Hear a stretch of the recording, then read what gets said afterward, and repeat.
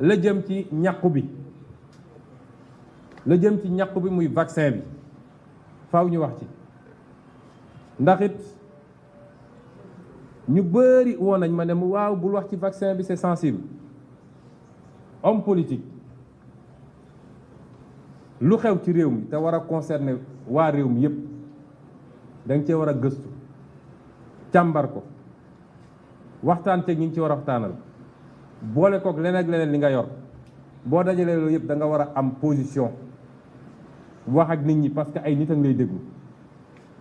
te nit dina la déglu fu mu dégluwul keneen koo xam ne peut-être loolu moo la ci ëpp xam-xam. li ma ciy njëkk a wax ci vaccin bi mooy jàngat gi ñu war a njëkk am ñun africain ci lii mooy tappale yorul am réew seetlu leen ni àdduna bi yëpp continent yëpp produit nañ vaccin ba mu des Afrique. Asie produire na vaccin ndax Chine am na vaccin, Inde am na vaccin, Europe produire na ay vaccin, Amérique produire na ay vaccin, Afrique mënul produire benn vaccin. li ko waral mooy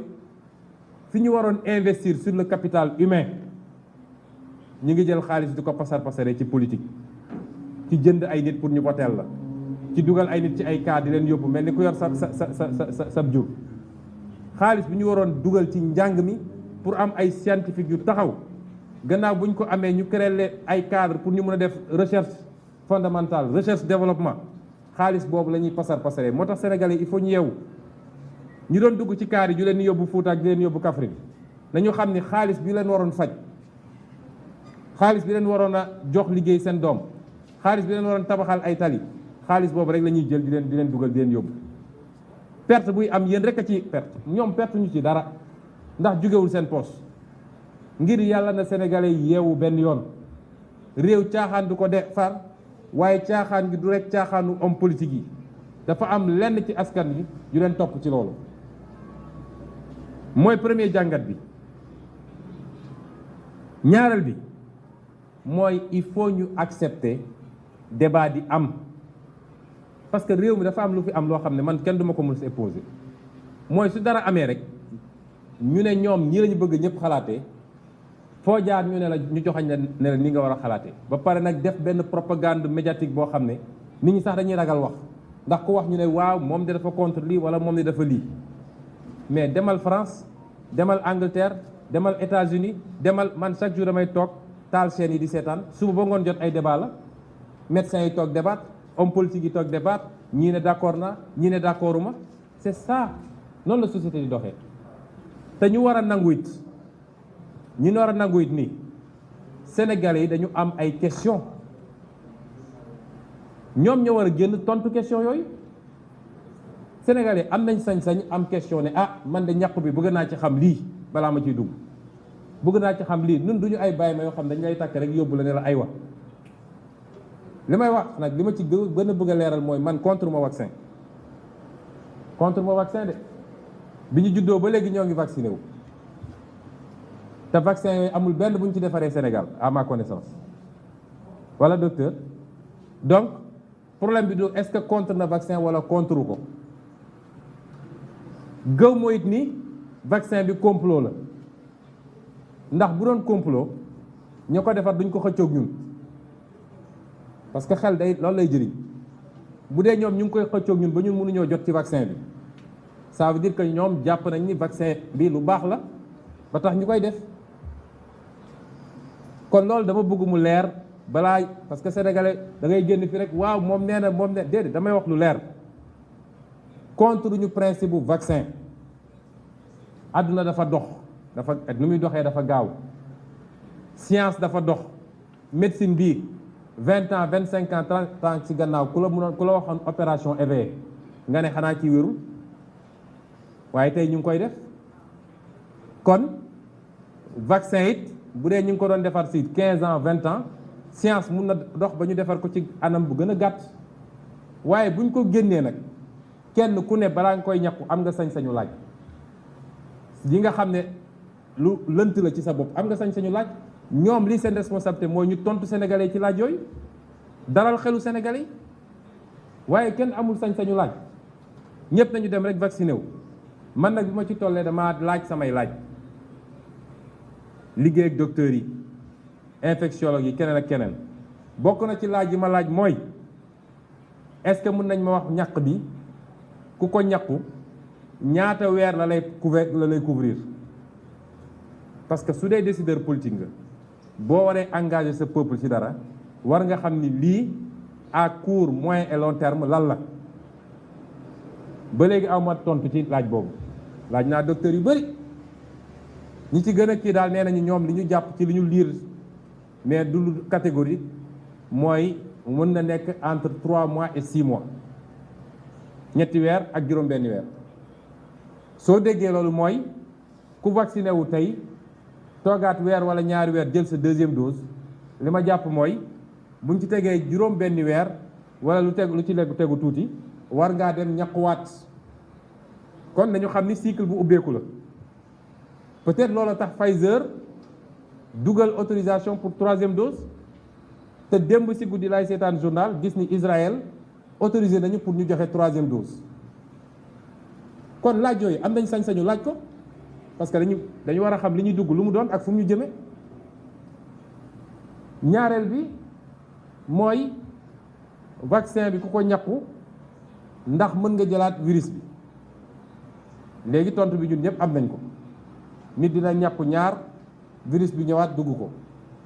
léegi nag ñi ngi laam-laame est-ce que su ko duggee mbir bi vaccin bi da koy néewal doole ba du ko yóbbu fenn fi am déet loolu nag ay études cliniques dinañ ko prouver am déet mais pour le moment li leer ba leer mooy nit mën na ñàkku jëlaat vaccin bi ba taux de couverture bi nga xam ne dañ naan ñii naan 60% ñii naan 70% ñii naan 95% mooy vaccin bi boo ko ñàkkoo ba noppi téeméer yu ñu ci ñàkk selon taux de couverture bi am na ci 80% yoo xam ne dañuy réagir ak 20% yoo xam ne duñu réagir waaye xanaa loolu am naa sañ-sañu laaj ko tekkiwul dama contre vaccin loolu sénégalais yi moom la ñuy laaj bi may daanelee mooy ndax vaccin bi day résister ci variant yu bees yi parce que gis nañu ni affaire bi dafa mel ni moom fi mu ne léegi ñu ngi ci 5 variants yu bokkul ñaari mujje mooy delta bi ak lambda bi ñu ne moo nekk Amérique latine xamuñu ndax d'ici quelque temps duñu ne yeneen variant ñëw na gis nañu ay réew yoo xam ne demoon nañu ba vacciner 80% de leur population lu mel ni Seychelles mu jël vaccin chinois bi mais variant indien bi mu ñëwee mu ngi fay def ay ravages parce que étude bi wane na ni variant bi ñu am ñoom vaccin bi ñu vacciné wu variant Chine mënul téye variant indien bi gis nañ ko it Afrique du Sud ñoom dañoo mujj annulé AstraZeneca bi ne adapté wul ak variant Afrique du Sud bi kon yooyu ay question légitime la yoo xam ne Sénégal dañ ko war a laaj te ñag bëgg naa ñoom ñu jàkkaarloog sénégalais yi tontu wax sénégalais yi lu leer ci question yi parce que ab peuple boo ko bëggee defloo dara da ngay dalal xelam ba tax ñun li ñu jàpp mooy loolu yëpp boo ko seetloo nga boole ci ni amuñu lu doy ci vaccin ñun amuñu lu doy dañuy yelwaan vaccin réew yu mag yi sax ba léegi dese na leen tuuti boo seetee statistiques yi nee nañu ba bi may arrêté recherche yi semaine passée nee nañu 865 000 vaccins nit la ñu vacciné 865 000 doses waaye 865 000 doses yooyu 256 000 rek ñoo ci jëloon ñaari doses yi ñeneen ñëpp a ngi wër di ut deuxième dose bi mënuñu ko am foo dem ñu ne la jeex na loolu nag li mu moo dem mooy une mauvaise politique de vaccination parce que boo amee 800 000 doses da ngay vacciner 400 000 yi téye 400 000 yi pour deuxième dose doo ko dem uti leneen parce que ça ne sert à rien nga jox nit ñi première dose seen période jeex mënoo leen jox deuxième dose je préfère vacciner complètement 1% de ma population plutôt que de vacciner partiellement 2% de la population mais loolu c'est élémentaire ñun est-ce que am nañu politique de santé dans ce pays sur 800 000 cas il n'y a que 250 000 yu jot seen deuxième dose et comme la politique est désordonnée tantôt Sinovac bi la tantôt AstraZeneca yooyu amatul ci réew mi après ñu andi la Johnson et Johnson suba ñu andi la Pfizer donc ñi jëloon AstraZeneca mënuñu jël deuxième rappel Pfizer wala docteur. donc comme yooyu yëpp am na fi ñun li ñu jàpp mooy ñun waruñoo toppandoo ñeneen ñi seen politique vaccinale parce que feebar bi ni mu mel ni mu présenté wu fi bokkul ak ñoom waaye ñoom doole gi ñu am amuñu ko moo tax ñaar yi dinaa ko wax parce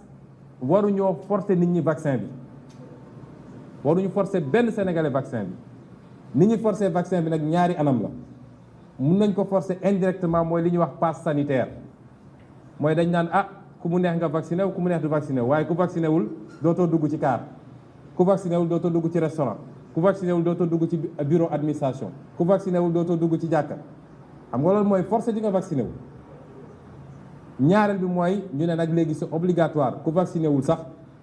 dinañ la tëj kaso dinañ la condamné wala di nga fay ay amende loolu warul am Sénégal waruñu koo nangu d'ailleurs mënuñu ko ndax ku amul vaccin mënoo ko def kenn. ñaareel bi mooy comme vaccin bi lañ ci am dafa néew nañ ko jagleel dans un premier temps li ñuy wax les personnes vulnérables mooy mag ñi am 65 ans jëm kaw ñooñu nañ leen jagleel vaccin bi en priorité ñooñu pareeguloo leen vacciner nga ne léegi 18 ans yi ngay ciblé lan mooy c'est quoi le projet finalement. ndax dégg ngeen ministre de la santé keroog bi mu demee di jëli vaccin Johnson and Johnson bi nee na affaire bi dañ koy ubbi aux 18 ans yow mag ñi vacciné gu leen te ñoom ñëpp wane nañ ni 99% taux de mortalité bi ci mag ñi la ñi mu mën a rey ci ndaw ñi li ci ëpp 99% yi mooy ñi nga xam ne dañoo amoon yeneen jàngoro yu métti lu mel ni diabète yooyu ñuy pikiiru wala obésité yu ëpp yi wala donc balaa ngay xool ndaw ñi na nga njëkk a vacciner mag ñi sécuriser leen